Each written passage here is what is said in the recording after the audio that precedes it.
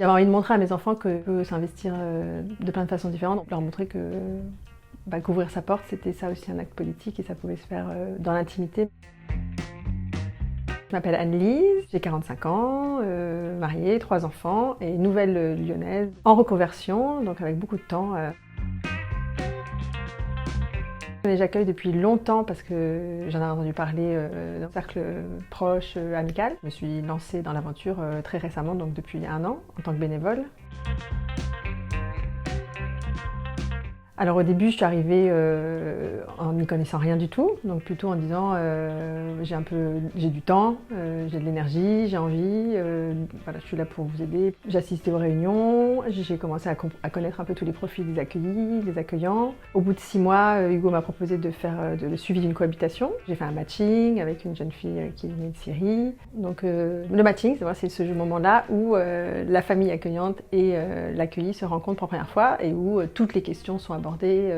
Il y a donc un bénévole ou un membre de l'association de l'accueil qui est là pour aider, pour être facilitateur. Depuis de cette nouvelle rentrée, voilà, j'ai pris un peu plus de place, on va dire, dans l'équipe, en tout cas dans la partie CRM. J'aide à remplir correctement les fiches, au suivi, au matching, au bilan. C'est un nouvel outil qui est arrivé là dans l'association pour suivre correctement et puis avoir toutes les informations réunies dans un même outil. Moi je viens du retail donc ça me parle beaucoup. Moi je mets cette compétence-là que j'ai voilà, auprès de Go pour lui dire bon moi ça me dérange pas, je sais comment ça fonctionne. J'ai du temps aussi un peu plus maintenant que je me sens plus à l'aise avec les accueillis, ça peut être des soirées, des sorties en forêt, enfin c'est de proposer des choses un peu pour sortir les accueillis de leur quotidien parfois un peu difficile et les autonomiser aussi, puis de leur permettre de s'investir et de s'intégrer à la vie lyonnaise.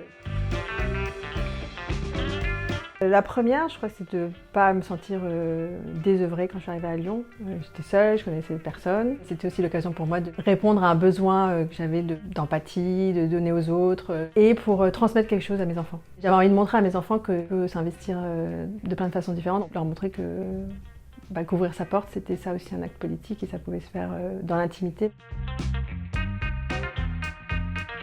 C'est une réunion de 2 heures le lundi de coordination.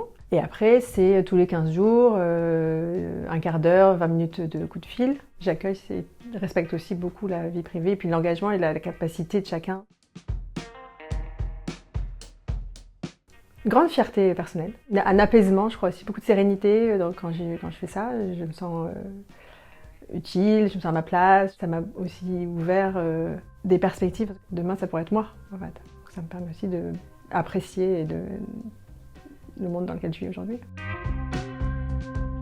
Il ne faut pas hésiter, il faut se faire confiance, se jeter un peu à l'eau, et toutes ces craintes parce que c'est en discutant et en échangeant avec les gens qu'on se rend compte que c'est des croyances limitantes et qu'on n'est pas capable de faire plein de choses, même si c'est 1 fois par mois, ça compte beaucoup. Les gens qui vont pouvoir en profiter.